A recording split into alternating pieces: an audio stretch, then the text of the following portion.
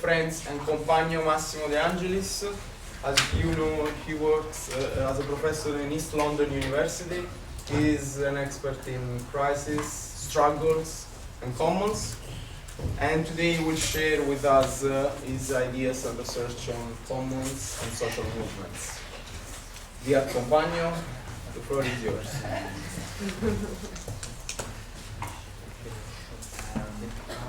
Okay, thanks.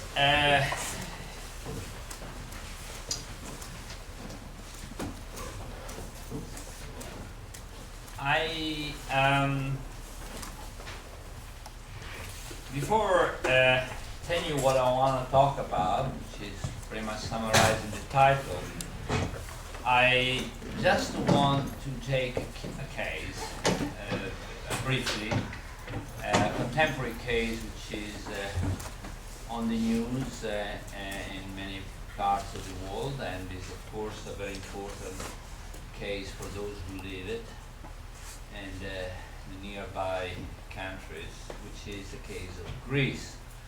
As you know, in 2008, with the crisis in Greece, started a long process of deep austerity policies, which have and are destroying the social fabric, and they also have been a long, deep season of struggles. I haven't the actual data now, but I think a friend of mine who worked in Greece with, in fact, a group called Occupied London, told me that there were been about something of 100 general strikes in Greece, which is something of amazing just for the statistics, plus a series of numerous spontaneous struggles, mass struggles, sit-ins, occupations, and all that.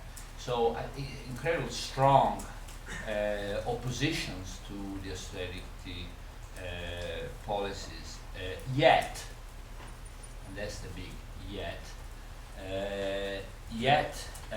we have an incredible, impressive type of horror statistics emerging out of Greece. Here I just highlight some bit from a recent article that I've read.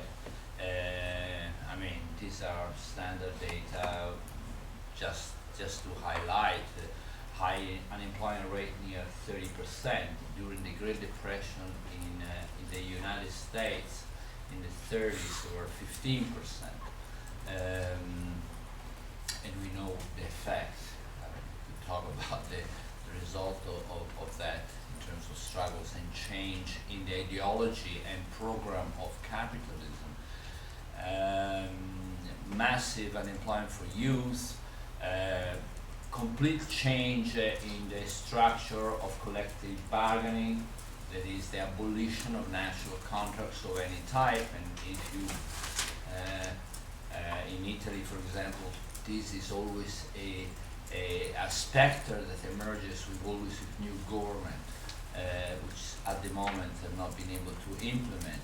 Massive poverty, reduction of the wages down to 500 euros in certain cases. A teacher earned 800 euros. But not a change in the price structure, not a deflation, not a reduction in the prices, because most of the goods that Greek people need and buy for daily consumption is imported, which in fact made us think about how that dependence to import of food even now plays against the people, and spreading poverty in terms of connection to telephone lines, electricity, health services, educational services, and public spaces, and all that. So the well, this is, pretty much what Naomi Klein referred to the shock doctrine. It's nothing new. There are phases that this shock doctrine has been implemented at different moments of capitalist history. At the same time, though, there has been an emergence of solutions to this crisis that coming from below. An example, and it is just a very relevant example, apart from, again, hospitals occupations and factories occupations and public squares occupied to parking places occupied to create public parks, etc., etc. One important example, I think, is the potato network, which has been developed in the red area there, which is Piera, where farmers are competing not only with big distribution chains which have a high price in food, but also with cooperative and farmers market who have absorbed the logic of the big distribution chains and pricing up, marking up prices quite highly. Potato networks bypass mediators, deal directly with consumers, and cut down greatly the prices. It's a kind of genuino clandestino that I mentioned the other day, not the same, but is the kind of expression of an attempt of form directly, direct way to deal with the crisis. So kind of a form of commoning between farmers and consumers, and with various other associations. Now, the key thing here, why I'm making this example, not to talk about Greece, because it's not the point. The point is that is to highlight that this, at a moment of crisis, there are essentially three phenomena occurring. One is, of course, the discipline of capital being imposed. The other one is social movements, struggles that attempt to especially resist that discipline. And then there are practices that attempt to create alternatives on the ground, because life has to go on, and we cannot wait until the result of whether social movement is successful or not. We still need a hospital, we still need food, we still need electricity, so there are illegal connections, and we still need a variety of other things, and these are provided in new ways. That is through social organizational forms that create the news, often in an improvised way, other ways in a more creative, other times in a more creative way. But what I'm trying to point out here is that there is a social force here that attempts to create a space for alternative. Now, if we zoom out from Greece and we see at the global level, I discussed in a different paper these three,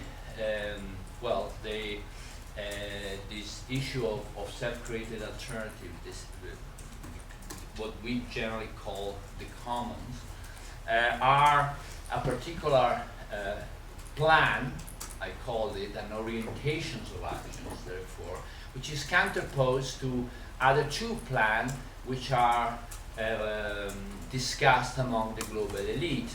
One is Plan A, that is going on, on as the crisis didn't teach us anything, and continue with neoliberal policies to sustain capitalism this way, which means essentially more impoverishment and dispossessions for the majority of people. And then a Plan B, which is a kind of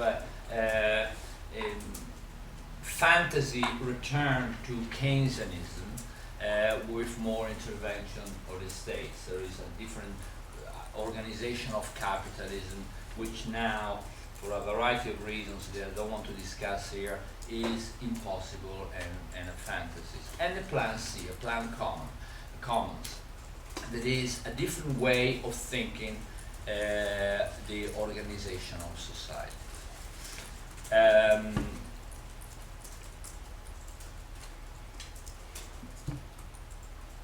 My starting point now is to discuss a little bit about the relation between struggles in general and capital, and the power of capital.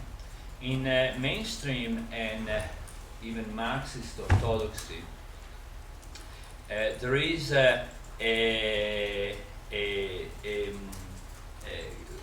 struggles are outside or are different things than the development of capital. In Marxist orthodoxy, there is a discourse that sees the development of the forces of production as independent to struggle. And this is a big problem. My approach is, in fact, that there is an interrelation between struggles and the development of capital. Marx actually thought that way as well, although this quote actually has not been much noted by many orthodox Marxists, where he highlights the development of inventions as a way, that is, of the forces of productions, as a way, in fact, to supply capital as a weapon against the revolt of the working class. The autonomous Marxist tradition, which is the tradition I generally refer to when I deal with Marxist stuff, is far more eclectic. Not only understand the working class as not only including the waged but also the unwaged, meaning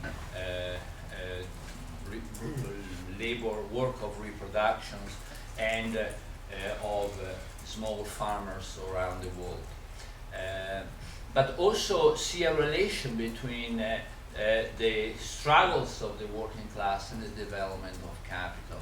Essentially, through the changing in the phases of the composition of the working class, so defined, so in such a broad way. The composition that goes from a phase of social compositions, which in classical Marxist term is class in itself, that is where workers, even from different nations or different cultures, are put to work for capital, but do not act as a struggling force, as a social force, and moments in which these phases in which this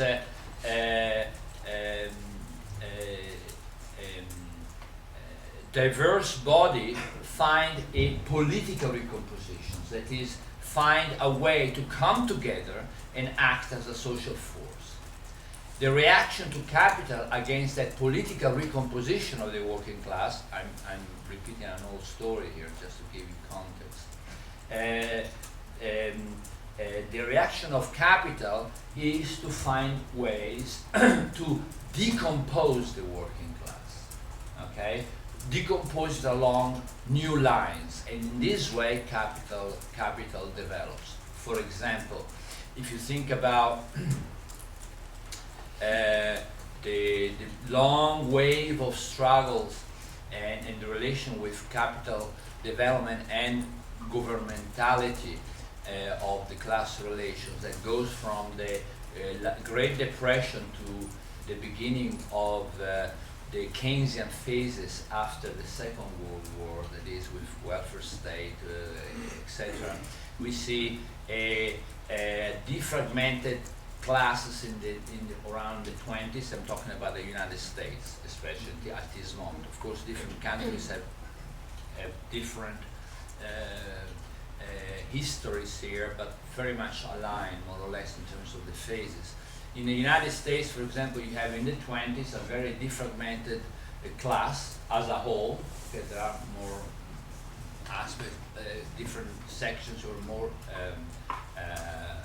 united and more effective, but as a whole, very much defragmented with a lot of migrants coming from different parts of the world.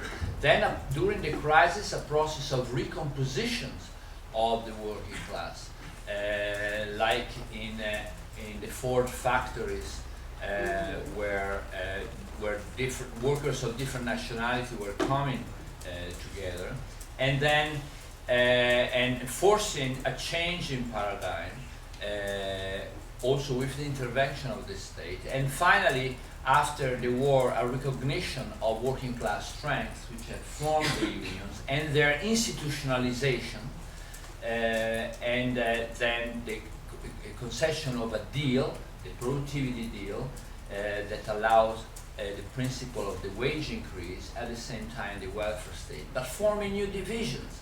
That is, for example, outside of the deal, where the black working class were the public sector working class, and they were the women, the domestic labor, especially, you know, and so on and so forth. So we have this process. Now, we find ourselves in a phase, though, and that's the kind of alarming thing, that it seems that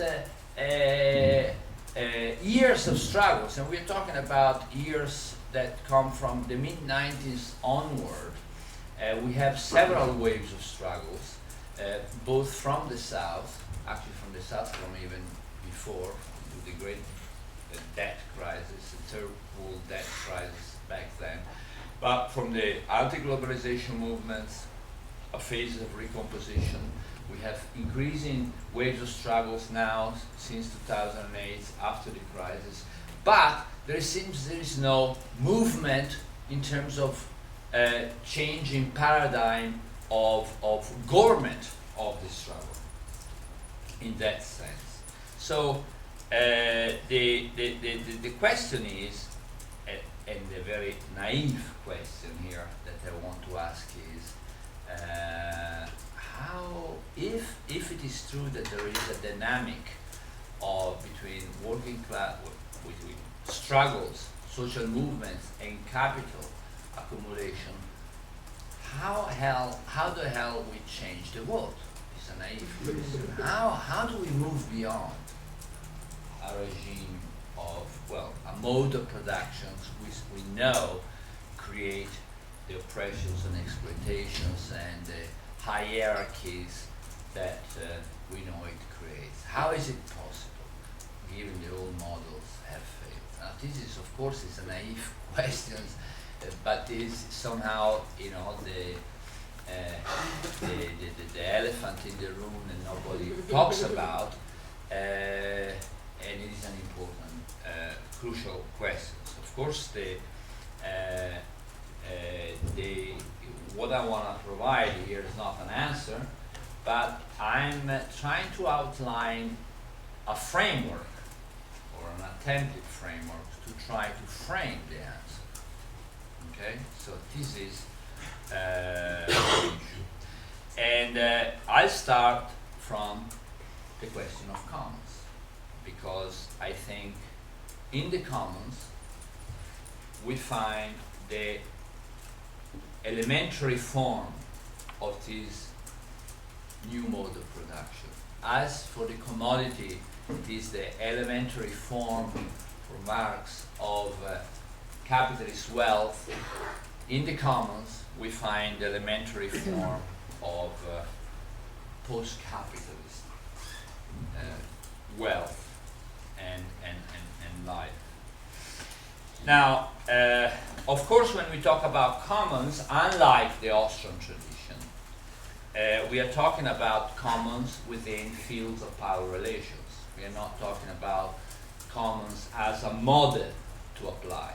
I'm quite resist any attempt to romanticize commons. like say, look, what is the actual true commons that we seek to apply? No, that's not the way to do it, I think. So the question is first understanding commons in the power relations, and the first one is of course vis-a-vis the drive to enclose commons that capital has always as a recurrent strategy. In fact, the class struggle I've been talking about before can actually be seen as a relation between commons creation and enclosure. If you think about the origin of the labor movements, in fact, going back, is nothing else but the establishment of patterns of solidarity, mutual aid, which are part of what the commons are. No? And the institutionalization of the unions, the hierarchization of the unions, and all that happens after to favor the Keynesian deal is precisely a way to co-opt the commons, which is another aspect together with enclose, and enclose many other spaces. By enclosures, I mean, we had a chat the other day with Giacomo. For me, enclosures are broad categories which are ongoing, and they also include strategies of, I mean, it can be direct enclosure, we become the military, the police, and enclose something, expropriate people, or it could be indirect as a result of the never-ending cost externalization practices that that capital does, the so-called cost shifting. Now, as you know, Elinor Ostrom, the Nobel Prize laureate, is the one that brought recently to attention the fact of commons. Recently, not because she worked recently on that, but because she was awarded a Nobel Prize, which was quite remarkable. Right at the time of the beginning of the crisis, which was 2008 or 2009, I don't remember now. Nine. She was awarded the Nobel Prize for her work on the commons, and her work was important. She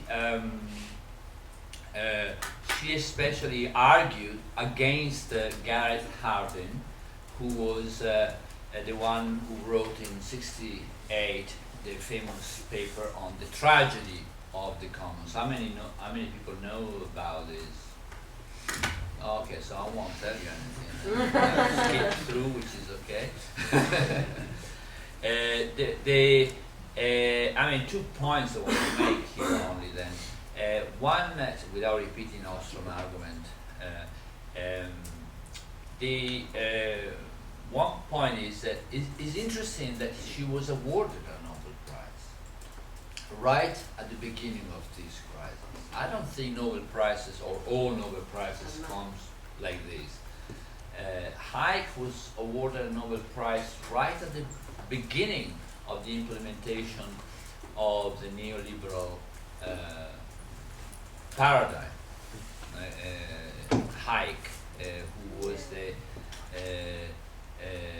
Austrian school scholar, mostly known for his work on the importance of leaving the market free and giving substance to the neoliberal theory of the market. Margaret Thatcher was known to have Hayek's book on her bedside, just to refresh on her neoliberal theory in the evening. But Ostrom has many important limitations. I mean, her strength is to recognize the role of the community, to govern the commons. That's why it's very difficult to have, according to her, the tragedy of the commons. Her study is about looking empirically across hundreds and hundreds of cases around the world how commons have sustained themselves. Okay, and she rightly pointed out the role of communities. The communities that govern the commons.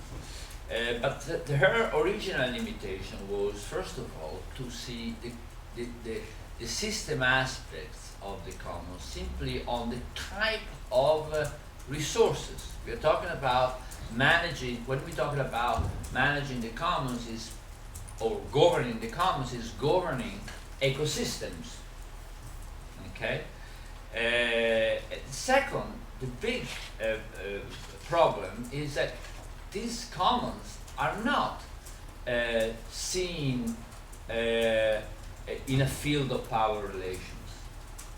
The enclosing force there is not problematized. She kind of wanted to point out that the commons have a right, that the choice between capital and commons has to be made rational in terms of who govern better a particular resources. She doesn't make a political point. It's a question of a rational choice, making once we see what is better as take. While my take is that the commons actually are social systems, and I'll discuss what I mean by social systems.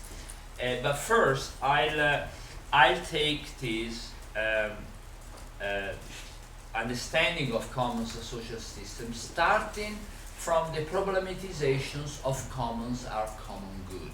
In Italy, unfortunately, everybody talks about beni comuni, common goods. And large literature talks about common goods. And I think there is a limitation in talking about common goods if we want to see commons as a transformative, inter-transformative power.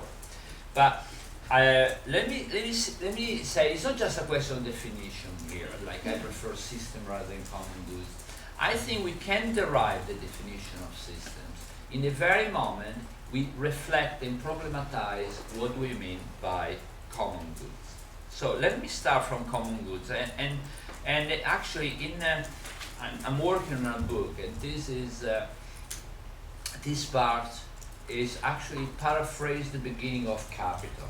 The beginning of Capital, if you remember, start from the commodity, not from capital. And capital is a social system. Okay? The commodity presupposes social system.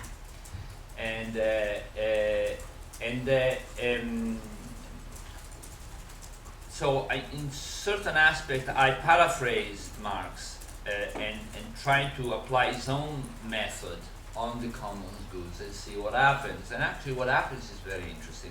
Although here I'm just giving you this summary.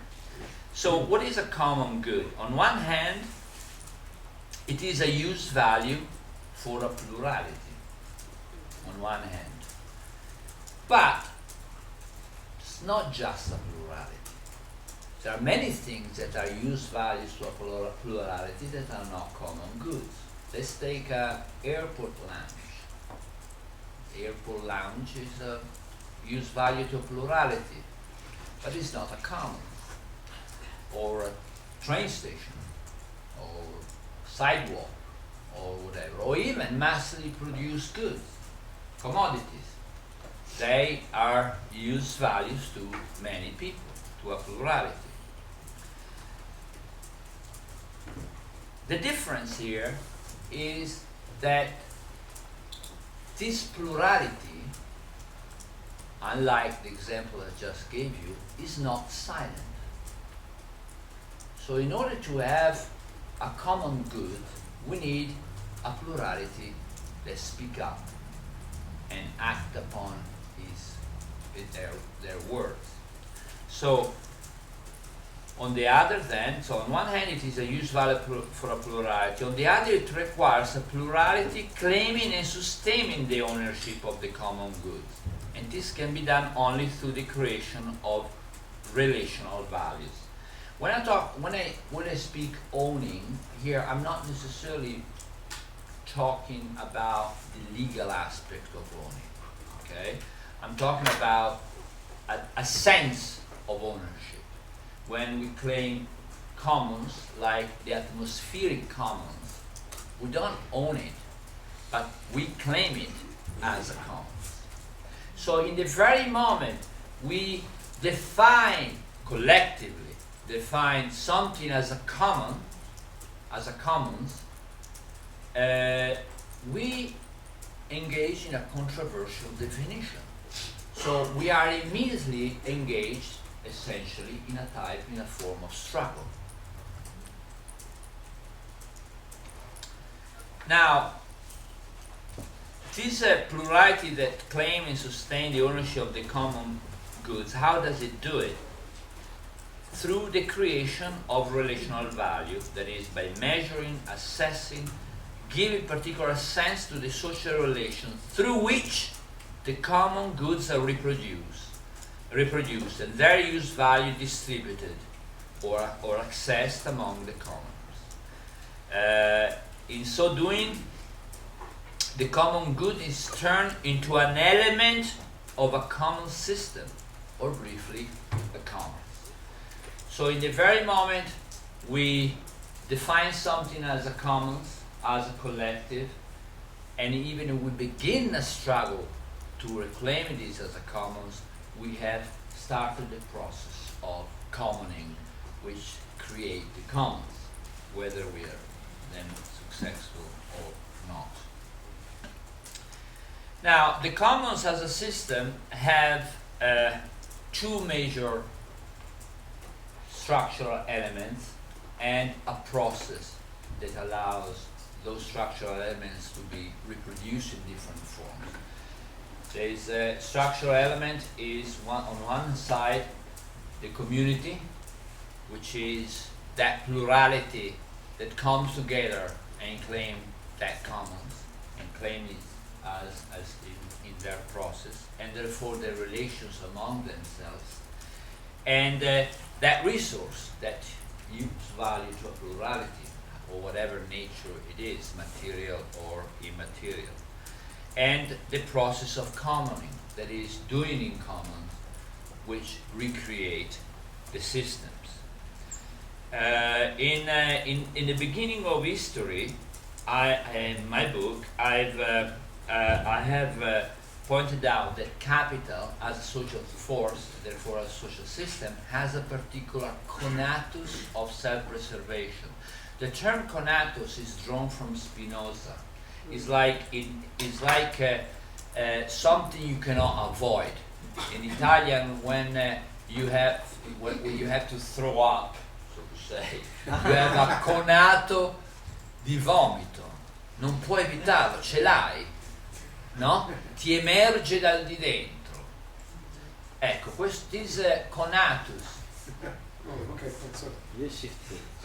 This conatus of self-preservation that capital has, which it cannot avoid to have, otherwise it wouldn't be capital, is accumulation.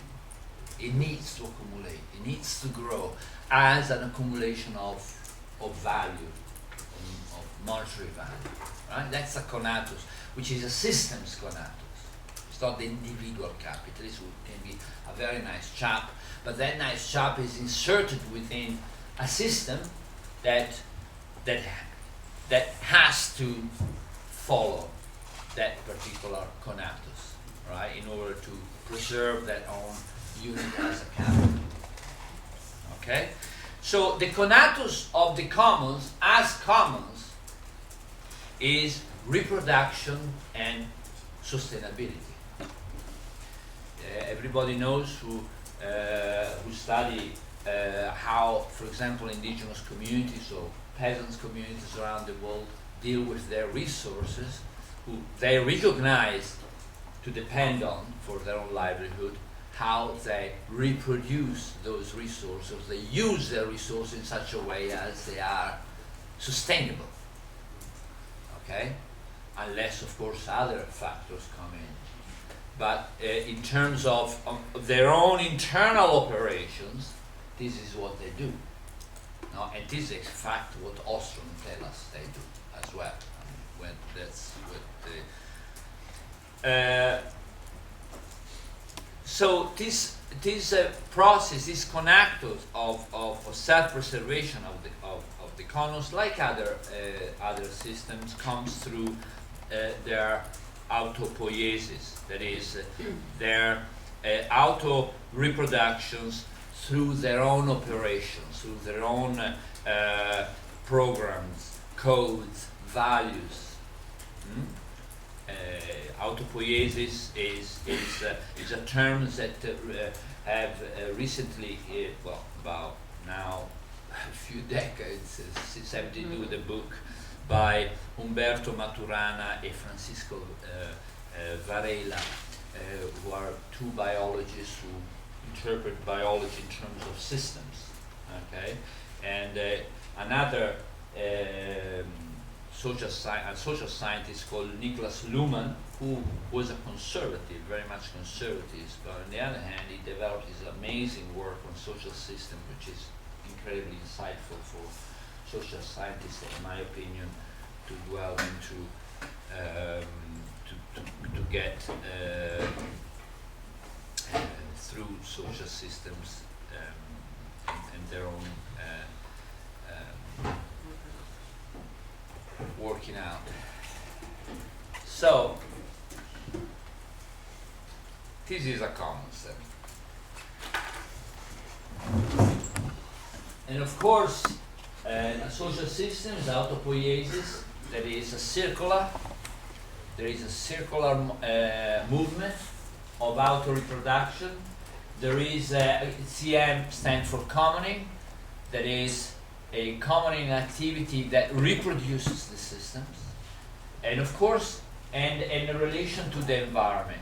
Every social system has a particular relation to the environment, and environments are either other social systems or what we call generally the environment, ecological systems, or actually both, not or. And these other social systems may be other commons, or maybe capital, could be the state, could be a variety of other social systems that have their own autopoiesis, they have their own conatos of self-preservation, their own value structures, their own movements, okay? And often these relations is a relation of struggle, but other time is a relation of adaptation. It depends on the particular situation. The important theory is try to kind of analyze it and trying to see the difference. Of course, when we encounter commons, I mean, there are questions that we cannot answer because we don't like models. Models that we say typical commons, only the good guys, the good commons that do the stuff that we like are commons. We don't do that, therefore there is open questions all the time. What type of common is type of boundaries, type of boundary commoning, something we talk about in a moment. What is the environment? Who is in the environment? What is the social cultural composition of the communities, the type of resources, the history of the co-evolution with systems environment, dependence on structural coupling, and other terms we're going to deal with in a moment. Okay, so there are many variety of questions when we empirically want to look at, but let's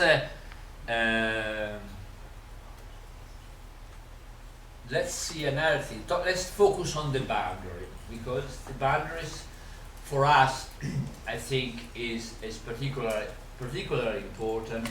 For Ostrom was important, but to define the commons, but not to see in terms of search for principles of movements of the commons and expansion of the commons. So for us, it's important to problematize the boundaries precisely in seek of expansion. First of all, the boundaries are produced as social processes happening within the commons and in relation to the outside of the commons. So essentially the boundaries is not something metaphysical that is over there, it's continuously reproduced as a result and presuppositions of the social practices that constitute the commons. Okay? so there is these circular relations between the social practices within the commons and the boundaries. And one of the boundaries which is very important, one, not the only one, is of course the notion of property. Okay, property is a boundary. You know, there's private property, well, that's not the commons, we generally say, and if it's collective property, then it's a commons. Well, no, I don't think so. And actually this is a good thing, because it allows us to see things more openly and seize the opportunities without being kind of, or the opportunity to create commons without being brainwashed by traditional communistic ideologies. Ostrom has written, has put this table on in his Nobel lecture, in his work that she and others have done, but not just her, also scholars in contemporary law theory have done on the notion of property, not simply as something you buy or sell, but as a bundle of rights. And being a bundle of rights, you might find different opportunities to turn even private property into the conditions of commons creation. I mean, there are, just to illustrate here, on the column there are the different bundle of rights, okay? So property is made of definitions of access, who access that particular resource, the withdrawal, there is the right to obtain resource units from a system, from a resource, the management, who manages, how is it managed, and all this stuff, exclusion, the right to exclude, who to exclude, to what point, what is from that particular property, and the final rights, alienation, is the right always people talk about, that is the right of selling that particular property. But there are many cases in which we do develop commons on things that we do not formally own, that we do not have the right to alienate. I have a community garden, I mentioned this to some, which is to all effect is a commons. We practice commoning, we reproduce relations within the commons and out to the outside community, and is actually owned to a member of ours, and who inherited from his late father, who was a farmer, but she doesn't use it, and she's part of the association we are involved in, and it would be very costly, socially costly for her now to tell us tomorrow, sorry, we don't do this anymore. So the likelihood that she does it is very minimum. So it's pointless whether we own it or not. Example of, for example, in Italy there is now this movement of social stewarding, that is using public land which has been pretty much abandoned, and the state want to sell to private, to companies to actually develop with their houses or a hotel or whatever. And social stewardship, the principle of social stewardship says, no, let's give it to communities, to associations who produce public and social values for them to manage, and then for them to create these values. And again, the property belongs to the state, so formally the right to sell it is the state's, but effectively it belongs to those organizations who have a particular relation to the outside communities, and so on and so forth. So you can use this, we can use this far more openly by creating far more opportunities to develop commons.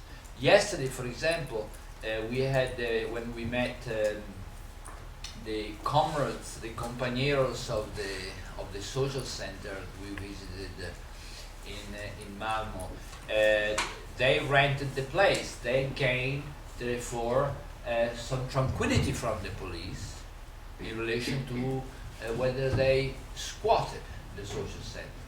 Okay, so they can do certain things that a squatted place cannot do it. In London, they squat the place every 6 months. They don't invest any money in it. They don't build relations to the communities because they know that after 6 months maximum they're tossed away and they're kicked out and they have to squat and so all their energies and time goes in continuously squat in a place. Okay, so these are strategic. There are not ideological principles here involved. There are strategic choices to be made in different contexts, and I think this table allow an opening of considering what type of strategic choices we made. Now, the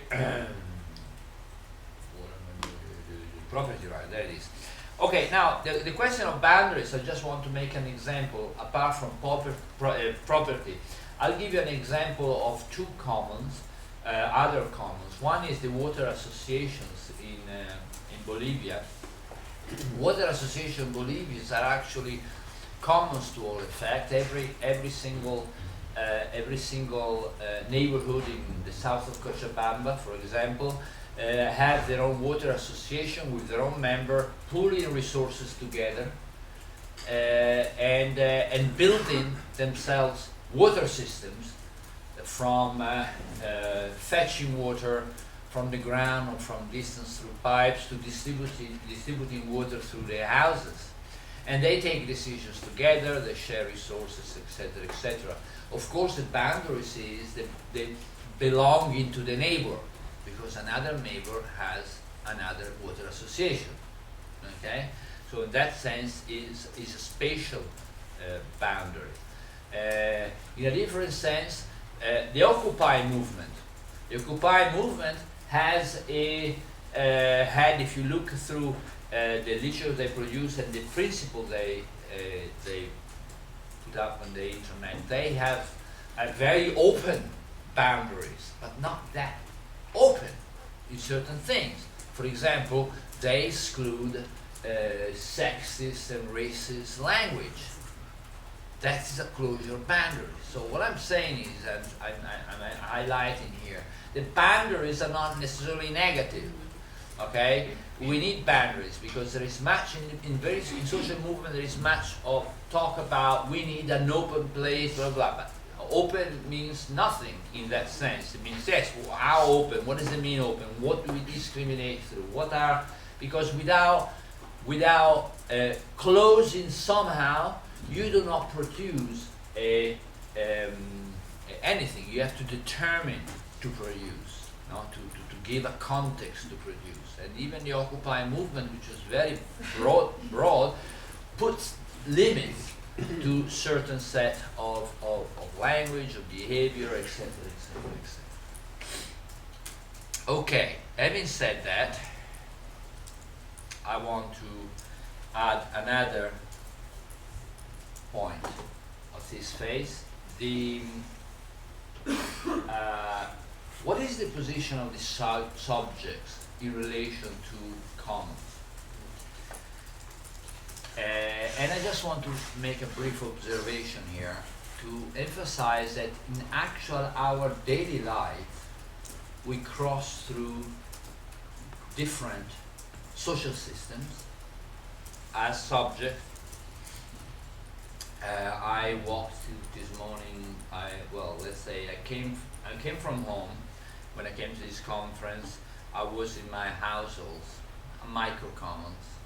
I went to a train, state capital enterprise, so a different type of social system, plane, the same, bus, the same, arrive here. Suppose it's a commons of sort, temporary commons here, or not? What do you think? Are we in capitalism here? In this room? Yes, we are. It depends how you treat it from inside or from outside. Okay, what do you think? Inside this follows from outside this capitalist system. Okay, well that's the way to see it. I think there is a mixing. It's like it's not a uniform space. We have attempts at creating, commoning, but at the same time we find the limits that are internal also to our Yes. space. Okay, which are structural or Some of them are structural, like impositions that derives from the history through which academia has built okay. events like this. Yeah, but contingency is part of the story. I mean, as commoners, we fight contingency. We try to go beyond those aspects. I mean, for example, this Yeah. group of people, this Yeah. network, in a way, is a Uh-huh. commons. Yes, thank you. But the place where we are is not a commons. No, so we are appropriating the place where we are. It's an act of appropriation, isn't it? Yeah. No, it's an act of appropriation. Of course, we play the game. Some of you have got the money from who never knows, whatever, and we fill the forms that are needed and all that. But in the end, we create a space which is a common. I was just going to add that I think structurally the university acts in a more capitalist way, in some countries more than others. So I'm not sure about the Swedish context. But I think the space that universities are in is very much a commons.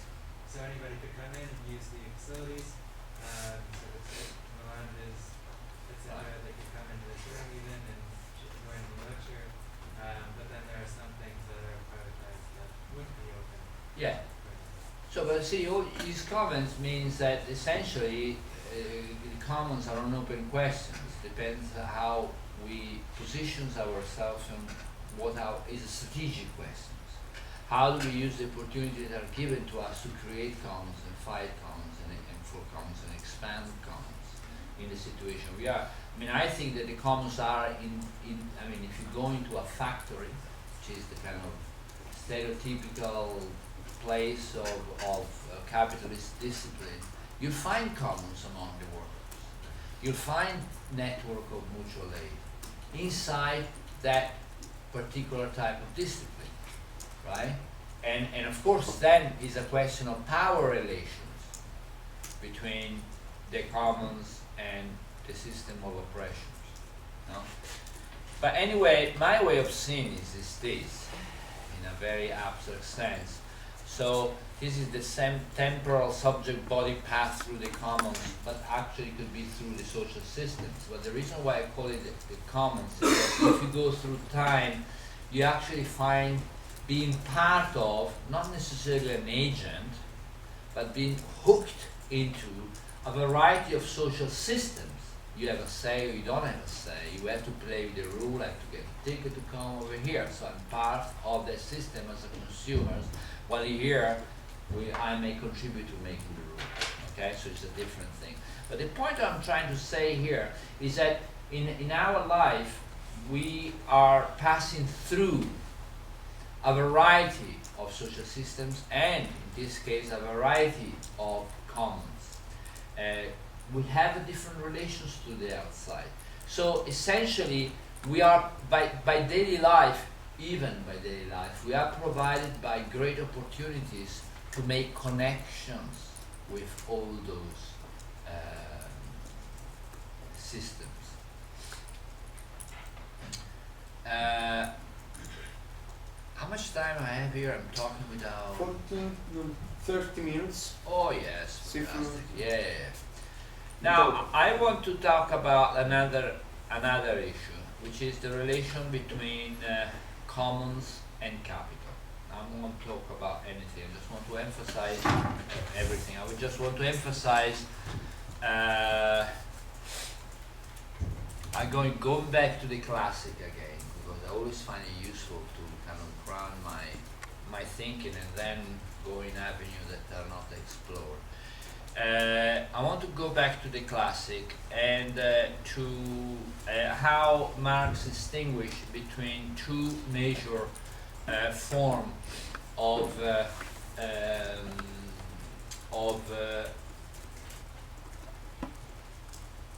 circuits. Now, don't get, I don't know how many people find this intelligible without me talking. And it's not difficult. How many people find it intelligible? Half hands brought out. Okay. Okay, if you look at the very first bit there, CMC and MCM prime, no? The first column there, apart from all that, you see that list, CMC and MCM prime? Do you know what it is? Sorry? The first one, do you know, comrades? The first one is the simple circuit of the market. Is CM, C stands for commodity, M stands for money. Okay? Now, the CMC is what people who need to sell something in order to live do. CM means selling. I have a commodity to sell, I get money. So C, commodity turns into money. Yeah? Are you with me? Selling. MC stands for buying. Every worker does CMC. Selling in order to buy. Every petty producer does CMC. Selling in order to buy. Okay? But capital does MCM prime. That is, invest money in order to buy MC, then produces something, and then sell. So MCM prime, and then prime stands for more money. Okay? Now these two logics, why I'm pointing out this, I'm not doing here Marxist Economics 101 for just the sake of it, is because actually I claim that the principle of the commons are right there, in those little things. And it's strange to find it in money. Because you see, there is another issue among commoners, activists around the world, is that whenever we use money is bad for many activists, right? We should go beyond money, and sure, it's great to go beyond money, but we have to start from where we are. Okay, we can't abolish the world as it is from tomorrow. So my attempt is to see what is the role of money and what is the different role of money for different positionalities. Okay, and that's the key thing. For CMC, selling in order to buy, money acts as a medium, as a way to provide for needs. For MC and prime, money acts as an end in itself. Okay? In fact, an end in itself, that if you go in this, you see is endless. That is the accumulation thing, all right? Whenever you have, as a capitalist, you have money, the question is how much money doesn't make sense. More money is always better in that sense, okay? Now, if you split up the two things, you see that the CMC, in order to reproduce yourself, and this is incidentally the first one, the first equation over there, actually that's not an equation, is that the first formula is the great silence of Marx, pointed out by feminist theorists in the 70s, okay? The very first formula. I'm selling my labor power, C, commodity, for money, and I buy other commodities, okay? But then what do I do with that commodity? I do P. That dotted there, then P, is a production process. I produce with those commodities, enter a different circuits, enter a new spheres of life in which I reproduce those. I produce something with those, and I reproduce my commodity, labor power. And of course, feminists in the 70s were pointing out how that production saw the man being the manager and the women being the workers.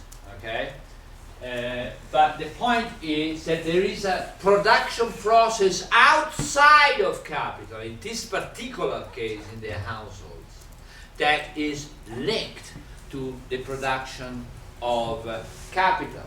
In other words, the labor power there is produced outside capital into, and then can be exchanged to money. Okay, so what we have here is that these are the same thing, LP instead up there instead of commodities.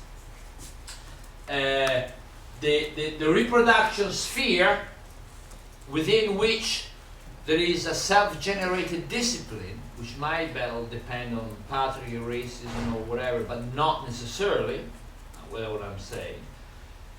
It's a sphere outside of capital that enter into relation with capital. So my point is, we could, to see the relation between capital and common, to kind of see it like photographically before starting to theorize in a different sense, in terms of cooptation, in terms of struggle or whatever, is to actually generalize the first formula. Reproduction is not just in the households. Reproductions are in networks of friends, in social centers, in communities, in associations, whatever. Okay? So reproduction is a sphere, okay, which is commons-based, which is outside, in which you can buy something, but not all the resources are bought through the market, that is, from capital. So I'm putting this, which is very out of focus for some reason, I don't know why, but I just want you to concentrate on the first one. The second one is just capital. The first circuits over there is I call it the formula of the commons. The commons have a formula. Sorry, I see a formula. It's incredible. It's a formula. My goodness, this is a real science, isn't it? Bloody hell. The formula of the commons. Here it is. Well, there is a formula for capital. Why can't it be a formula of the commons? If we see it as a social system, therefore a circuit. Okay. And my emphasis here is try to identify the relation, the temporal relation between, again, those structural elements, the community, the resources, and the sphere of commoning, of doing, of creating, and therefore the relations within it. CS stands for commons, and the CS at the end stands for commons, the principle of reproductions. We reproduce the commons.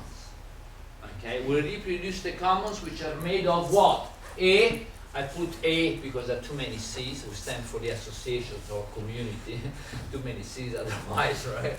So A, and down there is the common resources, CR. So the commons, the structural elements are a plurality, a community, A, associations, and CR, common resources. But the common resources are also in themselves divided between the NC, the non-commodity, and the commodity.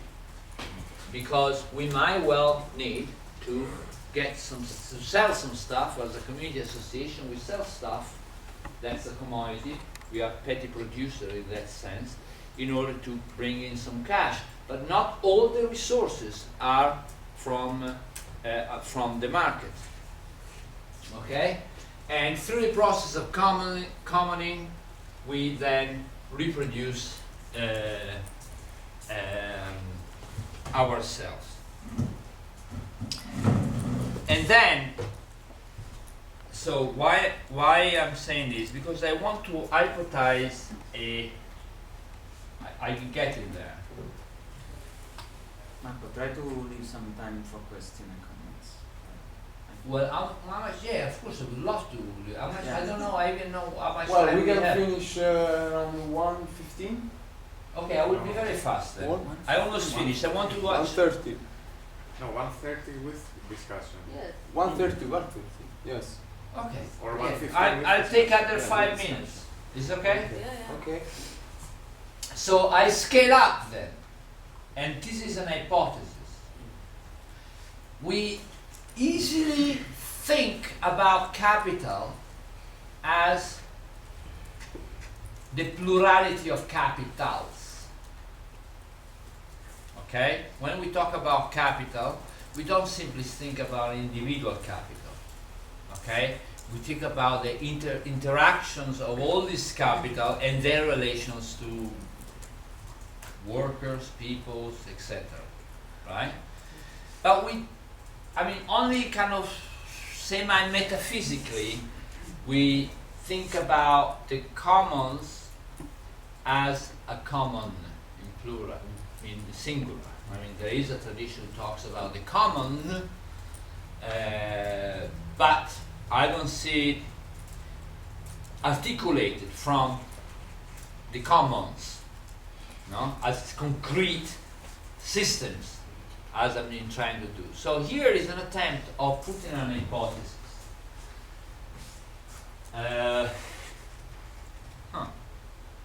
Interesting. The color didn't come out. That is, each capital and the commons have an ecology, which are predicated on particular values that link them together. They link them together and vis-a-vis their own environment that they need. And that, of course, is the capitalist ecology, with all these institutions, organizations, companies that promote their own thing.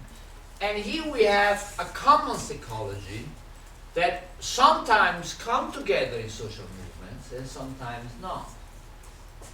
Okay? So I wonder, the question is if we could get to this point, that is, to the point in which we recognize ourselves in this duality. Some time ago, American sociology wrote a book called Amory Starr, Naming the Enemy. Right? The importance point of naming the enemy. Well, if we could name the enemy as at the same time naming ourselves, that is, not as simply subject of this or that type, but also of particular social organizations and value practice, or social systems that we are practicing and we want to see as opposed to. Okay? Now here we have like a commons ecology, and therefore the need to develop this commons ecology as commons ecology to create a social force vis-a-vis the capitalist ecology, and having obviously different relations to the environment, what we generally call the environment, although capital is the environment of the commons. So recognizing capital as the environment of the commons and vice versa, they already do it all the time. Now, in my original thing, I don't know why that didn't happen, is actually have all these commons, little commons here, red, and one black, the same color there. Why? And here is an important the point of structural coupling. That is a principle that is in system theory and is quite important. And I'm going to read a quote from Niklas Luhmann. I mean, this is one of the most revealing quotes to me of Niklas Luhmann in a very hermetic writing. I mean, this is I don't know how I survived in reading his stuff, because it's extremely hermetic. Okay, structurally coupling. Okay, Maturana, the biologist, put it in a very simple way, structural coupling is the particular ongoing interactions between two systems. Okay, so that you actually grow independent of one another. But Luhmann put it in a different way. Structural coupling is not a general relation between systems and environment, but an inter-system relation between systems that are environment for each other. Okay? I'm getting there to the punchline, eh?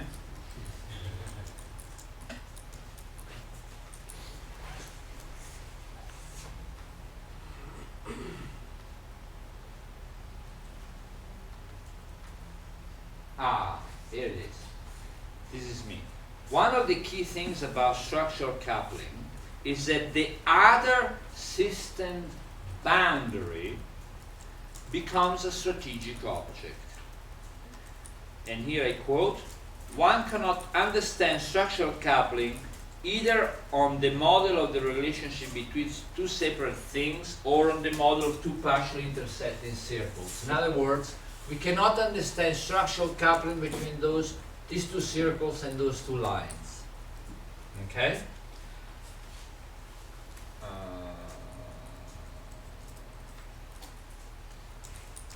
But the boundaries of the other systems, of one system, can be included in the operational domain of the other. What does it mean? It means that the complexity of another system is available for constructing another system. Okay, so the complexity of capital can be used to construct our own complexity. Okay, which doesn't mean to accept their values. Okay, because for the boundaries in capital acts as a boundaries. For us, doesn't act as a boundaries. I'll give you some example to make it simple.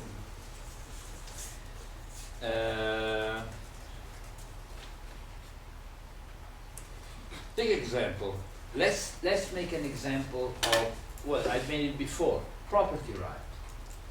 We use property, which is a boundaries of their systems, to build, and therefore their complexity, to build our own system. Okay? Or let's take Creative Commons. Creative Commons are a way to use their boundaries, copyrights, to build our own systems. Okay? And this is exactly the point. To use their boundaries, the boundaries of their system, as our own operational presupposition. Okay? Now I'll leave you with that thought. Intricate thought. Good. And finally, I leave with, as a list, the force of coevolution between the two, struggling. The origin of capital is, ongoing origin is enclosure. The commons is a plurality claiming ownership to use value. A program of the capital is discipline and absolute labor. It is imposed boundaries and forced interactive, alienated. And commons is commoning, conviviality, horizontalities, and all this stuff, which is of course an ongoing thing. Capital grows and differentiates through accumulations, and we do it through boundary commoning. The code is maximization of profit and plurality of values. The boundary commoning is the commoning we do at the boundary. That is, when I put before the slides of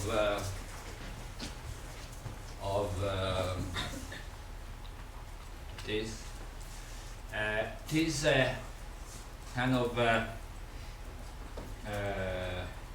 conditions of life that we go through different commons allow us to do boundary common.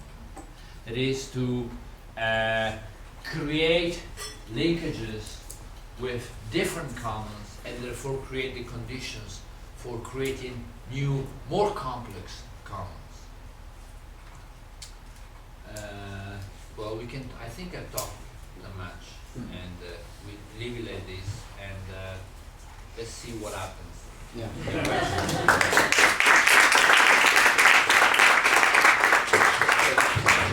see what happens.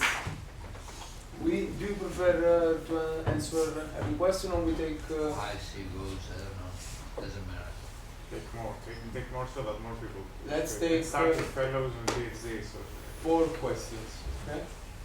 So, Gustavo wants to say something. maybe we Start with fellows. Okay, who wants to say something? Georgos, Rita, Melissa,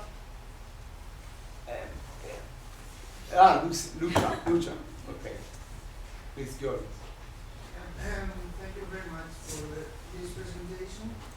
I have 3 questions. I'll do it.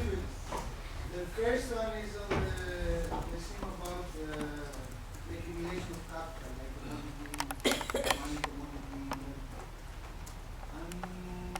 Maybe I was mistaken, but I think, for example, Harvey puts the capital accumulation as a whole, including not only the production but the circulation of capital. So I'm wondering, why do you put something like the production of labor as something, as you said, not in capital but in connection with it? I'm not sure about this one. The second one is for this graph. You talked about the body in the commons. I'm wondering, what's the community of the commons? Who is the one that encloses? In the local scale, global scale. What is a community? What is a community of the commons? What is a community of the commons? And the third question is that you discussed about that we should see the commons within power relations. So I'm wondering again about the power. Is let's say the system of the commons a system antagonistic? So do we ask for the power? Is the question of power inside the discussion of the commons? Thank you. Rita? Well, I have some comments. It's not exactly questions as Yorgos, but for me, one thing that is quite absent in this discussion is the role of states and how we can think of power and state within capitalist power relations. Classically, in classical terms, the discussion on how to change the world in oppositional to capitalism had to do with the question of taking power and state power, considering it as not as the only power that exists, but as an instrument, a mechanism that structures power. And without a political revolution, it would be impossible to make or to expand, to reproduce the social revolution. And of course, in this debate, the contributions of Gramsci are quite important. Combining a philosophy of praxis, reconverting common sense to good sense, and allowing to see this dialectical between social revolution and political revolution. But in Gramsci, the question of taking power was central. And here, I don't understand very well how this is does this alternative practices happen in a vacuum where state power doesn't matter, doesn't state anymore has the apparatus of violence, coercion, and also using other means that facilitate capitalism to use this alternative economy companies to its own benefit or to destroy it? And also this is the other question, how can these alternative commoning practices that in a sense you define as non-capitalist practices because they are based in use values, simple reproduction, how can we think this happens? They happen in the conditions of existence provided by capitalism. And in this sense, they can be functional to it, they can be articulated with it, also entering with the question of social struggles, and also they can be destroyed by it.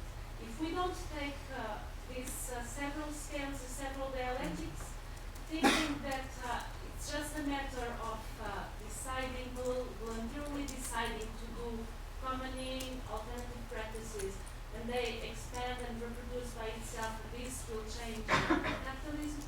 For me, it is a naive answer to a naive question. I would like your comments. Okay, Melissa. The question is quite related to Rita's question, but it's framing more as a public in the commons, because this is a debate.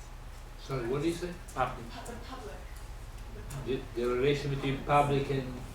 It's related to the state, but it's in the context of, in Barcelona, and the project on urban commons, it's a kind of a militant research project that I'm participating in, and looking at different cases of social struggle in the city, and debating this idea of, this new formulation of the public, how things, occupation of squares and different activities are kind of creating a new way of thinking of the public, which was traditionally associated with the state. So I'm curious, and I have a lot of questions on this, but I'm curious how you see this political dimension of the commons as autonomous processes or as a revindication of the public.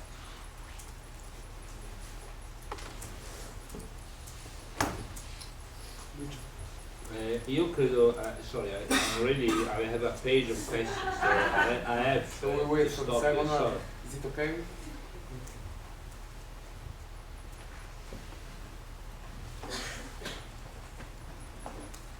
So the last question, sorry, Rita, is the commons as a revindication As a revindication of the public, or as autonomous as an space? autonomous, how does this relationship, how does this, it's again connected to the states and the Yes. relationship with another structure. Okay, let me take these questions from the bottom up. Last one to the first. Okay, the public is a space, a resource managed by the state. That's my working definition.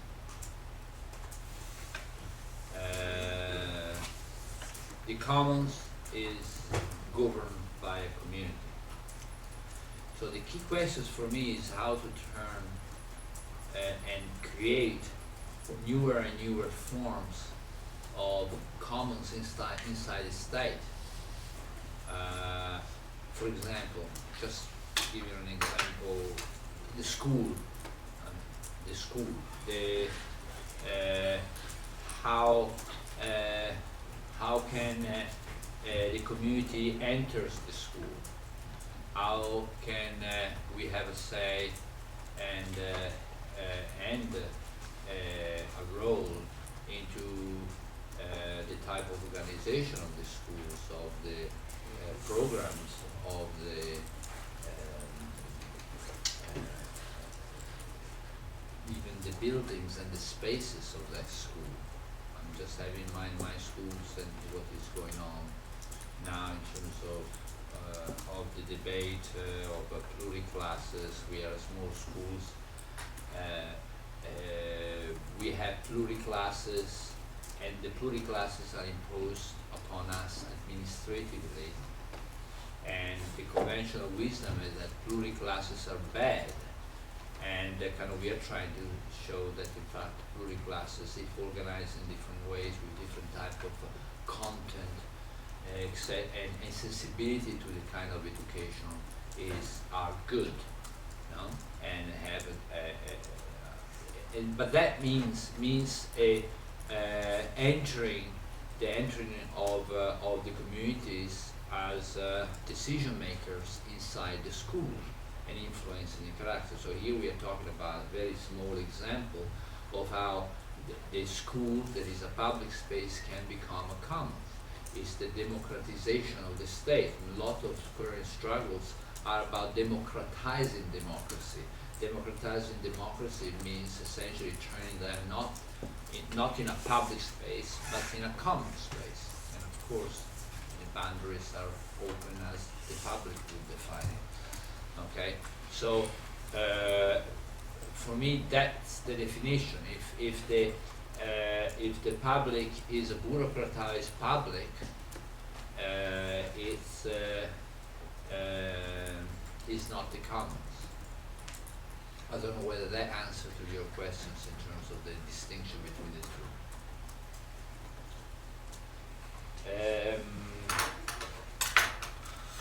Sorry there. Then this is tough questions. I've been very naive. Actually, I thought about that yesterday. I said, bloody hell, I'm not explicitly talking about power, so I'm going to be told off about this, and I have been. You're right. I did paid lip services to the notion of enclosures that I've been working on enormously, and repressions and that, but this I didn't repeat it today because I attempted to move a little bit forward.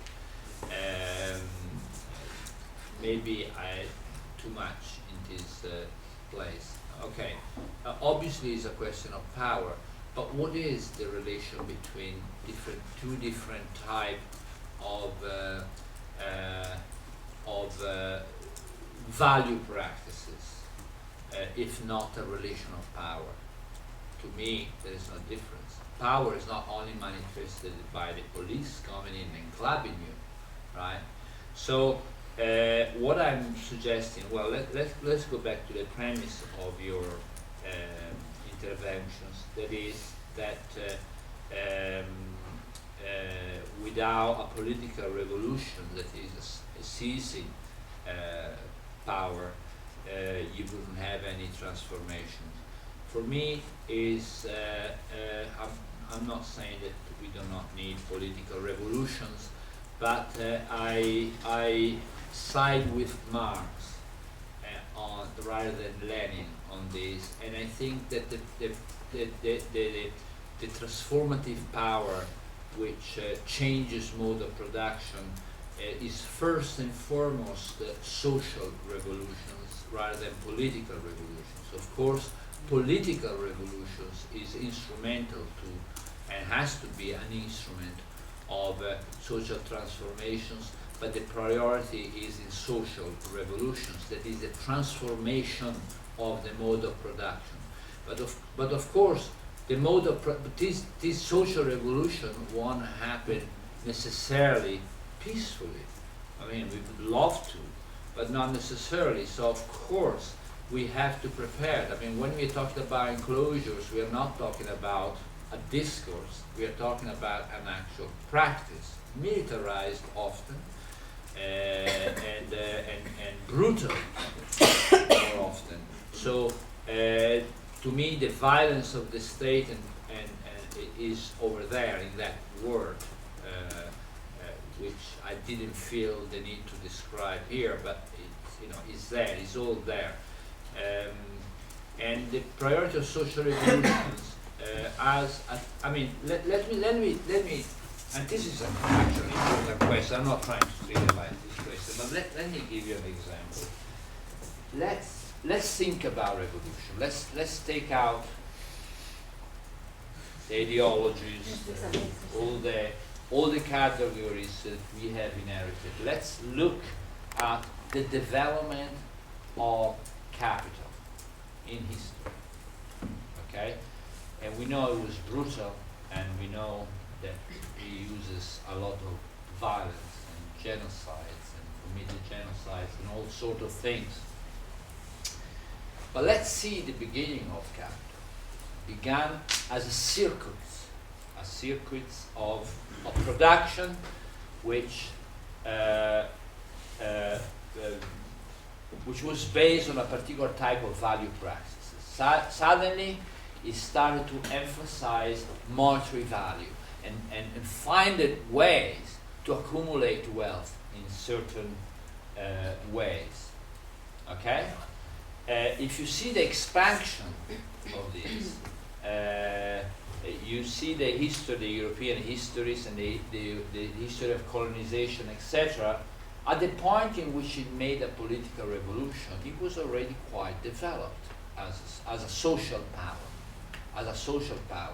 to the point that the French revolutions, the English revolution before, the American revolution later, that is all the bourgeois revolutions, were like simply a social system that were just shrugging their shoulders and disposed the different forms of feudal powers and other powers. Okay, so there was political revolutions, but not as a premise of capitalist power, as a result.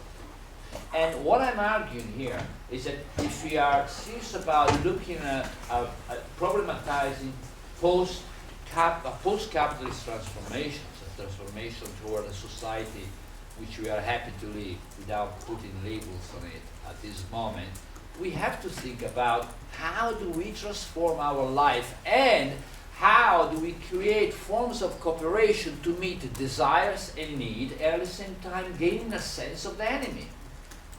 And not just among circles of radicals, throughout life, through spheres of reproduction, through spheres of productions. This is a huge work that needs to be done and needs to be problematized. What I've just done here is nothing. It's a little framework as a contributions to these issues. But it's a way to problematize this. How do we participate in the social revolution? And of course, and we do not choose the time in which political revolutions can happen. So we need to focus on the social revolutions. That is my point. But I think I don't see the contradiction, neither the dualism. You can do practices of commoning, of creating consciousness. Yes, you can have build cooptation. this critical consciousness, and this is needed, of course, but not turn it an end in itself. Let's take Greece then. Let's go back to Greece. Greece. Yes. Greece is a good example. Yes. For instance, what you do with a government that just passes by austerity after austerity. Yes. Imagine if what would be the meaning. Imagine what would be the meaning of those austerity policies if the social body there had a far more independence from external conditions, like starting from food. Most of the Greek food is imported. I mean, the countryside has been completely abandoned. Okay, instead of turning into kind of conditions of flourishing of commons in a new sense, not coming back to the countryside, now Greece is completely dependent to international food system, capitalist international food system, and agribusiness. I mean, of course, in that situation you're powerless. But even if you get rid of, if you put Syriza on, and what do you do? What do? You negotiate with Europe? I don't think they will be able to negotiate anything with Europe. What do you do then?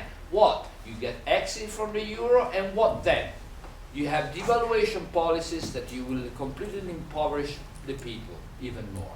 So the key thing there is not what politics can do, is what the people can do to protect themselves. And so, as I mentioned, I think 2 days ago, if you think about structurally in terms of the commons and strategically, the key thing is not to talk about commons in general, and we talk about strategically, but okay, what commons we prioritize in terms of strategic thinking. And for me, agriculture and care and reproduction is the first, because then you're building resilience vis-a-vis capital. And that's crucial. Then they could do whatever they want We'll be hit, but not as hit as we were now, where we depend on anything to global circles of production. So that's how we gain power, not simply by seizing power, an office. That's not power. But sorry, let me go back. Let me go back to Yorgos. Let me see. David Harvey. David Harvey is wrong, like all the Marxists, traditional Marxists. David Harvey is wrong. Yeah, I know he brings everything there, but by subsuming everything to capital, you have already determined that solution. In order to have the alternative, we have some socialist in power or communist in power. The alternative becomes after revolution. Nonsense. The alternative is here and now. People need to live here and now, not after revolution. Here and now. And that before, the reason why, since people need to live here and now and need to reproduce here and now, that's the thing. We need to articulate the form of alternative livelihoods into a political project. Because not all commons are progressive. That's another thing that I didn't mention today, but it was in the fact that I don't think that there is a model of the commons apart from this general statement. Okay? So there is a political project there. Okay? But if you put everything to capital, in other words, if you even use a word that I don't like because I find it completely useless, the word capitalism, where everything is included, even our heartbeat is included in capitalism. Our heart beats in a particular rhythm, which would be completely different in communism. Well then, yes, there's no alternative. But you can start from anywhere else. We don't have any grounding from which we can start building and articulating things.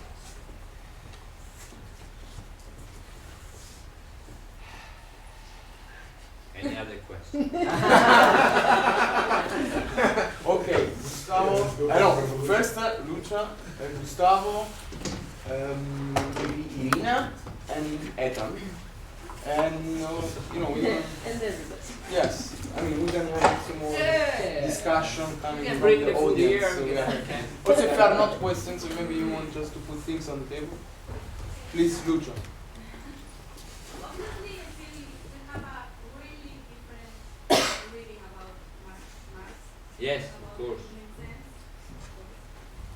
But I think bring here some situations of Marx, because to understand the complexity of the Marx was doing when he explained which are the components of the capital and which are the determinants of the capital that are not ontologically components of the capital, but are useful to understand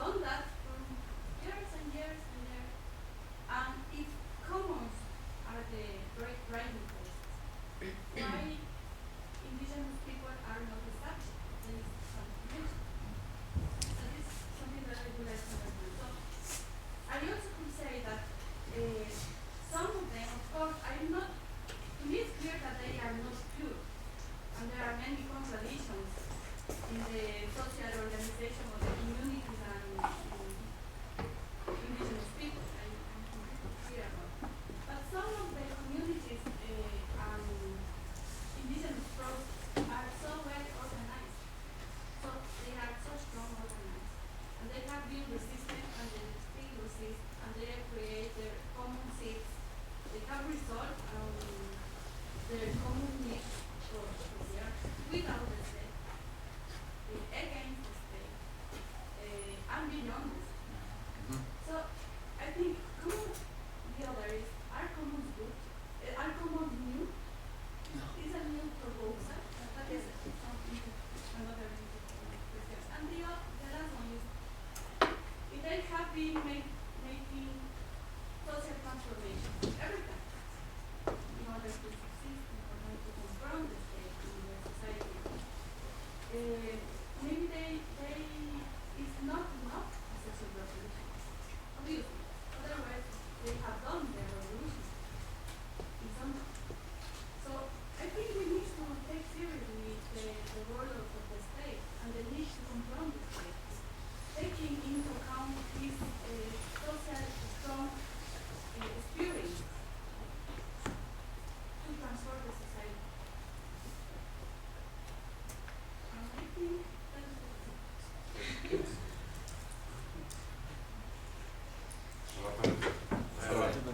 Salvatore, The next. Okay, the next one. Who raised? I think Gustavo. Yeah, Gustavo. I'm just gonna be very brief, but I think Lucia and Rita and others have expressed it. I think there's a tension in the talk.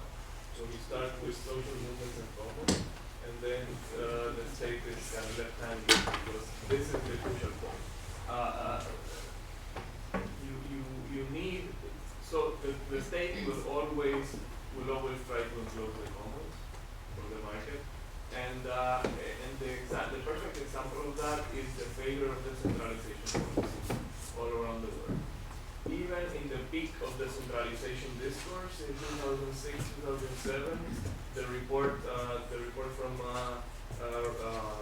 Rights and Resources Initiative, and JCB and others worked on this, and they show that the percentage of lands devolved to common property was minuscule at the global level. It was 2%. Now you gave the example of public space being fought to reclaim certain rights over the property. The problem with that is that the ultimate owner will always have the ultimate say. So they will always be able to take away those usufruct rights in this bundle of rights from those precarious users. And Jesse Ribot and Nancy Peluso's theory of access highlight this, of how the power relations over these bundles of rights are always turning against these precarious users. So the bundle of rights, I like the idea, it's very fruitful, but we need to integrate it into the power analysis that you mentioned. And that's the big struggle. There's always that struggle against power within that bundle of rights, against the property owner, which is often the state, but maybe also private property owner, and against the state to change that pattern of enclosure. So I think that's where the role of social movements comes in. We need a commons project, and we have David Bollier, Naomi Klein,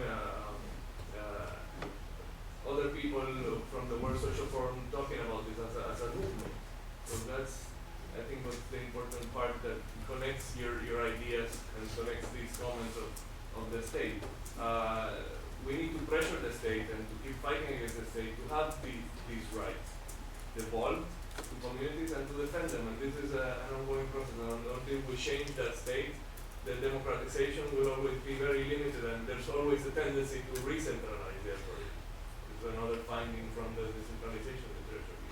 You have this decentralization, and then the state 10 years later changed its mind and said, okay, no, now give me back these rights that I gave you 10 years ago. So to tie to Lucia's comment, you have a key difference between indigenous groups and other people which have historically for hundreds and thousands of years been the owners and the managers of the commons, and these other commons that we're trying to reclaim. And this is the very, very limited problematic commons, because the state and the private already own it, and we try to reclaim it from them. Sometimes the state give it to us as a dádiva, just okay, here are some commons so you can manage it, and these commons are always very precarious because ultimately the state gave it to us and now we can take it back. The groups which have historically owned them, they already are there and they can more easily fight against these enclosures. So these are just some ideas of how to tie into this anyway. That's a meeting. Sono tante cose, non posso rispondere. Okay, you both raise okay, there are some theoretical issues that need to be discussed here and disentangled. First, struggle is for me the basic ontology of every category I've used. I don't need to talk about struggle, because when I talk about capital, for me it's a social relation of struggle. There are even struggles within commons to deal with hierarchical relations. I'm saying, when I say there is no romantic model of the commons, the struggles is in the communities. Okay? Second, the question of because you have the rights, then you're safe, is nonsense. Absolutely nonsense. I mean, again, just look about, I mean, when you talk about enclosures, you're not talking only about violence, you're talking about the completely repeal of rights withheld from history in many cases. So this is, I don't think it's an argument, because you give rights and you can take them back. It's a question of power, and as is always be. So when you gain rights, you gain it through a particular struggle. But I don't think even gaining rights is the crucial thing. Of course it's important, it will give you a space. But also renting will give you a space to develop a strength. Of course it's different. I don't like particularly renting, okay? But in particular context, it may, well, good. So I don't think we need to fetishize these the rights given from the top. And let's not forget the very history of, for example, the right to commons in England by the original commoners in England, those that Marx talks about, that they were enclosed. Is the understanding of the original accumulations. Well, the rights to commons they earned through centuries of struggles were in fact recognized in the Magna Carta, actually in the right to forest in the 13th century by the king, but was not given to them. They were practicing their right for centuries before. So the king said, okay, give you peace for a few centuries, until 4 centuries, 5 centuries later, it takes that away. I mean, you can have decades instead of centuries, it's no problem. Neoliberalism comes after 3.5, 4 decades of Keynesianism, in which many rights were given and then taken away again. So when we talk about capitalism, you cannot trust the rights. You have to build power in society, and a knowledge of that power and awareness of the enemy to build and maintain that power. The indigenous people, of course, are the subject which is crucial to the discourse. I'm not saying that the commons have been invented by me or by movement today. The commons, as I just mentioned, goes back since the beginning of time. But now they find themselves situated within a particular relation to capital. And the state, okay, this is I should always give a particular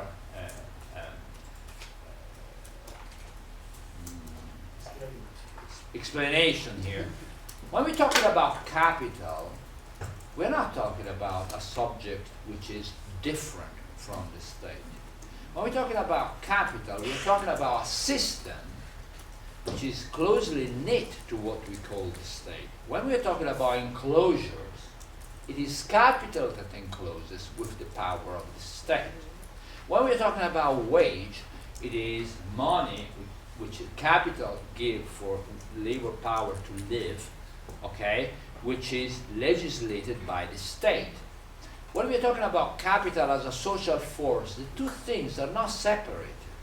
When we negotiate with the state in order to have a particular space, we are actually negotiated with capital in a sense, okay? And so, you know, in particular conditions, we do that. Of course, there are contradictions.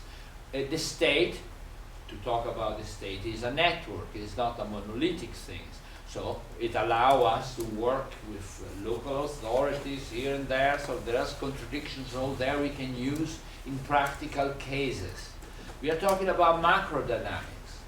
So I would say, first, the question of indigenous is not just there, it's fundamental.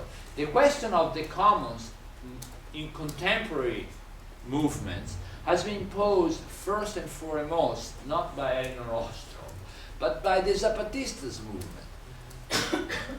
How it came to known to us in the West. I'm not saying that, but I'm saying to us in the West, or to us in Europe at least, the Zapatistas movement contaminated the traditional leftist discourse importantly and made us focus on alternatives. Okay? Further encounters, circulations, solidarity networks, and all that always met and encountered indigenous struggles against enclosures fundamentally. And therefore, when we're talking about commons, the indigenous is there. There is a famous, the scholars in the tradition I'm working on, which is Maria Rosa Dalla Costa, who entitled her essay, and it was called The Indigenous in Us, trying to reclaim our own as working class, dispossessed people within the West, that particular identity as an inspiration for struggle in a particular way. So absolutely, I don't negate it, absolutely not, on the contrary, it's central, I'm sorry it didn't come out. Look, just a practical thing, the canteen will close at 2 o'clock. But there are other restaurants, especially this Govinda restaurant, the vegetarian one, where they are really cool. It's nearby, it closes at 3:30. So we can close it here or continue. What about the program of the afternoon? And then in the afternoon, of course, we should be here at 2:30. Let's hope that works. Yeah. So we can close it here. Yeah. You can safely. And then, you know, So we start at 3 after, so you have time to go to Yeah. Govinda. Yeah. Let's start at 3. And let's take